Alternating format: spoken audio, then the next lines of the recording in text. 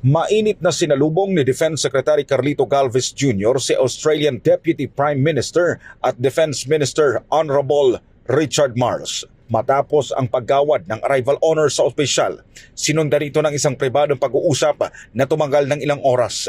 Kasunod rito ay pinangunahan ng dalawa ang pagharap sa media para ipaalam ang ilang agenda sa nasabing pagbisita ng bansang Australia sa Pilipinas, ang mas pinalakas na relasyon at ugnayan ng dalawang bansa mula sa usaping pangkaragatan, soberenya at defense forces. This visit has demonstrated the steadfast commitment of the Australian and the Philippine governments to further deepen our bilateral defense relations between our nations. As Deputy Prime Minister Marles said, Australia's relationship across the region are founded on history.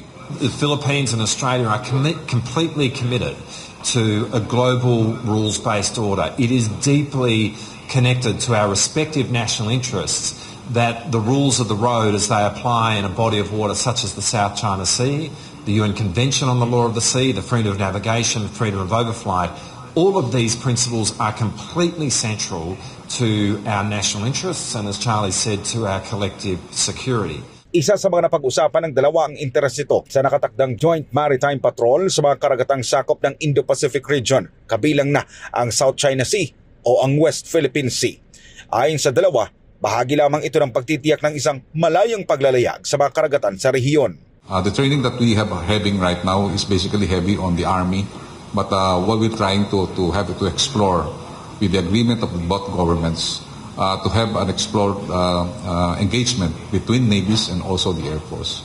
But we have the experience and we can redo it again. That the joint patrols that we have done can also be given attentions by both countries. The Philippines will be very central to Indo-Pacific endeavour this year, and we look forward to a visit here as part of Indo-Pacific endeavour in the coming months. We are both countries which, as I said earlier, are committed to the maintenance of the global rules-based order. We're both countries who are deeply invested in asserting the UN Convention on the Law of the Sea throughout the world, but in places like the South China Sea, where most of Australia's trade traverses. And so, as countries which are committed to the global rules-based order, it is natural that we should think about ways in which we can cooperate in this respect. And so we did talk today about the possibility of exploring joint patrols, and we will continue that work, and we hope that that comes to fruition soon.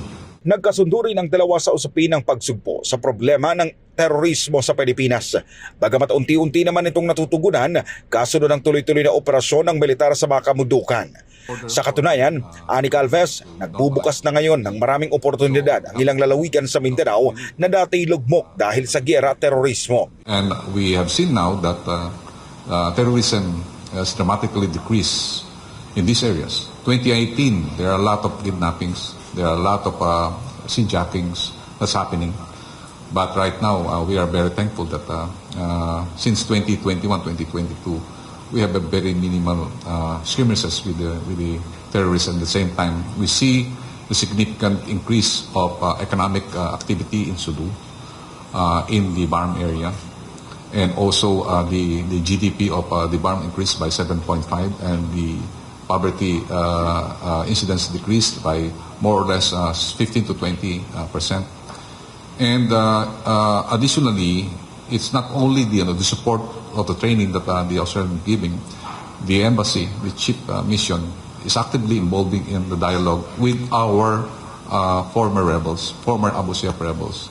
I think at accounting, they have already transformed the lives of these rebels and their families into peaceful communities. And one of those rebels are now for a barangay captain. Sa ngayon, abala ang mga tropa ng Pilipinas sa nakatakdang Balikatan Exercises 2023 na gaganapin sa Palawan at sa iba pang lugar sa Hilagang Luzon na dadaluhan rin ng mga kinatawan ng Australian Armed Forces. Umaasa ang parehong bansa bukod sa Amerika na maraming matututunan ang lahat ng kalahok sa iba't ibang estratehiya ng depensa kasama na ang humanitarian at disaster response. Para sa Pilipinas kung mahal, nag-uulat Paul Montibon, SMNI News.